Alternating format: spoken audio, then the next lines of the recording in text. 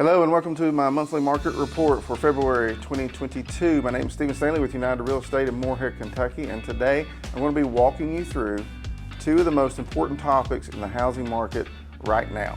We're going to be talking about home ownership as a hedge against inflation and rising mortgage rates. So I'm going to begin with the first topic, home ownership as a hedge against inflation. Now, why is this important for us to be even talking about? Well, you know, as we see prices rise around us at the gas pump, right? You've seen it, the grocery store for sure, in the electric bill. Home ownership is certainly not immune to that in any way, and you know, neither is rising rent prices. So we're going to talk about that as well. But one of the things that we want to focus on is how locking in someone's fixed monthly costs, right, their biggest cost that they have in home ownership at today's price is so beneficial to safeguarding you against that inflation and that rising costs around us going forward in 2022. And I want to begin with a quote first from, here we go, Investopedia. It says, "Real estate is one of the time-honored inflation hedges. It's a tangible asset, and those tend to hold their value when inflation reigns. Unlike paper assets, more specifically, as prices rise, so do property values." So what we can see here is that home ownership is one of those things that we can lock in the cost today. It's an asset that's increasing in value in time, and as prices rise and home values rise and all the prices rise around us, you know, locking in that fixed cost in home ownership is really game-changing as a hedge against inflation tomorrow. So what I want to do this next slide is show a visual that really, you know, depicts what we're talking about, home ownership outperforming inflation over time. All right, so let's look at this slide here. This is home ownership as a hedge against inflation, and I want to break it down for you so you can really see what we're talking about here. Home price appreciation versus consumer price increases over the decades, and it goes all the way back to the 70s.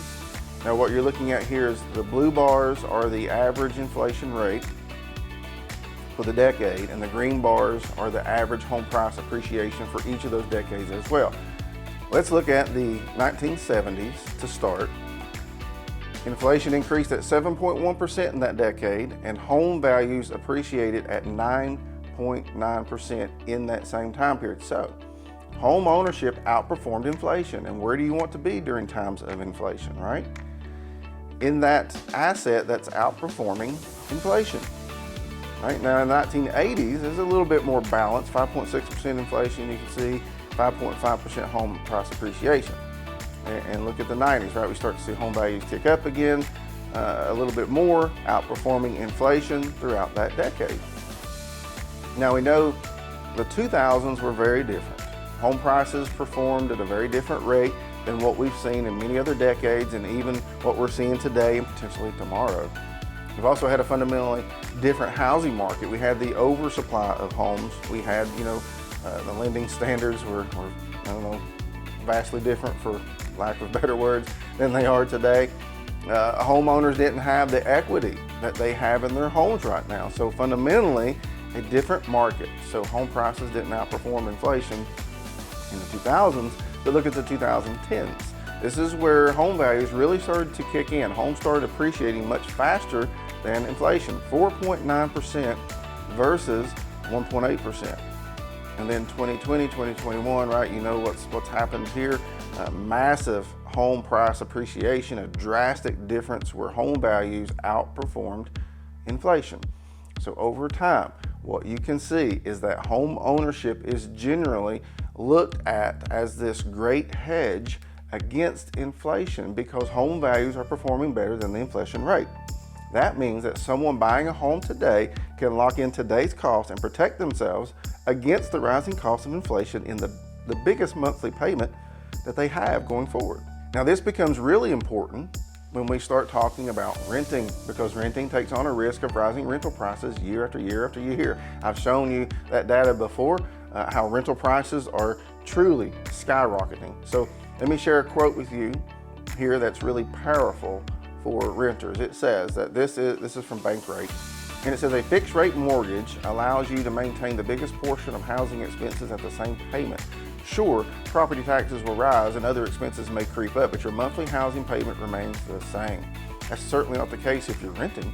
That's because rental prices rise year after year, and so this becomes really powerful for someone who might be sitting here going, I could buy today, but I'm just going to press pause. I'm going to wait. I'm going to see what happens to home values, see if they drop or if they rise. Well, all the forecasts that we've seen show that home values are projected to continue rising. We also know that mortgage rates are projected to keep rising, and we know that rental prices are rising. Right, so what does that mean for you at the end of the day? Someone who continues to rent but could buy is taking on the additional increases in rent year after year. Plus, it's going to cost more to buy a home down the road. So really, really important information for renters to understand this dynamic. And I think this next visual really helps show how rental prices compare to inflation rate. This shows that rent increase has been greater than inflation in most years. Okay, so let me break that down again. Rental price appreciation versus core inflation rate. Again, going all the way back to the 70s, right? So your blue line is that core inflation rate and your green line is rental price appreciation. And what do we see on a whole? The green line higher than the blue line in almost all scenarios, meaning that rental prices have increased at a faster rate than inflation in most times. Yeah, that you can see there's some ticks down below that blue line. However, that means it's more expensive to rent over time because rental prices are continuing to rise faster though than that rate of inflation. So to my renters out there, it's mission critical to understand the dynamic of buying now, if you can, to avoid those increasing costs for rent and inflation all around us. Let me go ahead and share this quote. I think this really kind of brings it home for us. It says, this is from Forbes, homeowners are shielded from mounting rental prices because their cost is fixed. Regardless of what's happening in the market, they're locking in that payment at today's cost. So tangible assets like real estate, they get more valuable over time, right? You've seen that in the graphs and the data that I've shown you before, right? Which makes buying a home a good way to spend your money during inflationary times.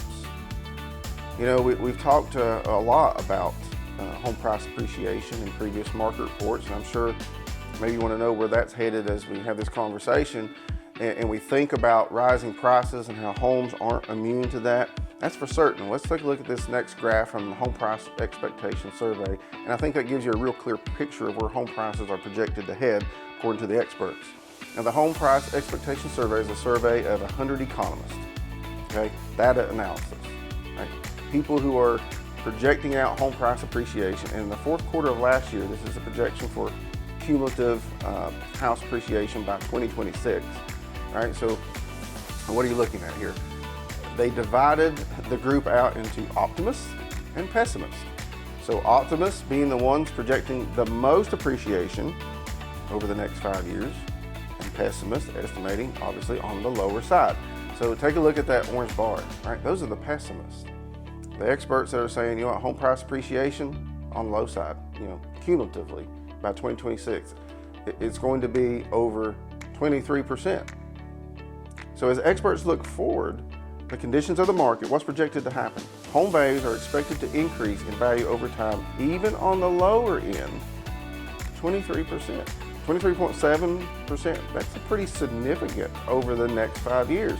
So locking in today's costs is super important for those who have the opportunity to do so, to protect themselves in their largest monthly payment, because as we know, home prices rising, mortgage rates rising, inflation all around us, it's going to get more expensive to purchase a home. Now let's shift gears and talk a little bit about mortgage rates, right? Here we are in the middle of February, and certainly we've seen a rise in mortgage rates, right? It's a volatile environment. So I want to cover where we're at today, but certainly as we go through the months, we're going to keep you updated on what's happening with mortgage rates, right? So make sure that you subscribe to the channel and get my monthly market reports every month. So let's start right here. Sam Cater from Freddie Mac says, Mortgage rates remain unchanged from last week. The economy lost momentum in January, leaving mortgage rates unchanged from last week and relatively flat for a third consecutive week. This stagnation reflects the economic impact of the Omicron variant of COVID-19, which we believe will subside in the coming months. As economic recovery continues going to the spring and summer, mortgage rates are expected to resume their upward trajectory. In the meantime, recent data suggests that homebuyer demand continues to be elevated as supply remains low, driving higher home prices, right? So we're at 3.55% on the average 30-year fixed as recorded by Freddie Mac, but no doubt a volatile January leading into a February that I believe will see more rise in rates, right? And that's what we need to be prepared for. So if we look at this rise in rates, we're at about 3.55%, give or take, the day. This graph goes back to the beginning of 2020, right? And we're starting to get back in the area of where we started when the pandemic came in March of 2020, just to put that in perspective. The Fed comes in and acts, they influence. The Fed doesn't control mortgage rates, but they influence the rates down, and now we're back, right, coming back up. Certainly a sign that we can all hope for, that the economy is hopefully improving.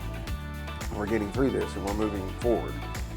But if you take a little bit larger look, if you go back to the beginning of 2018, which is what this graphic shows, on the average 30-year fixed, and sort of make this line of 3.55%, you can see where we sit there, right?